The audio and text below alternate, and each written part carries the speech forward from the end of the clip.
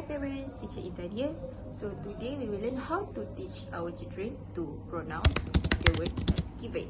So firstly, prepare the tools and the visual of the words we have choose and reversal. Okay, so our goals today for our children able to pronounce the words. Okay parents, let's practice. First we have 7. What is this? 7. 7. Okay, so S, S, S, S, S, E, E, V, V, V, V, E, N, N,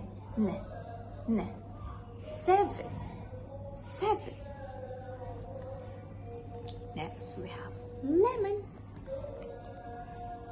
Lemon. L sounds E, E,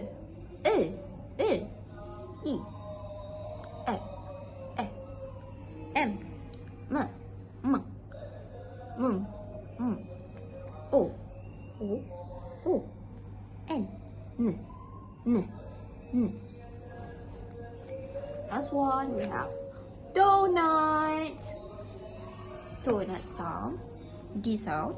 D. O for O. And N. U. A. T. Ch. Donuts. Okay, parents. Keep practice. Bye.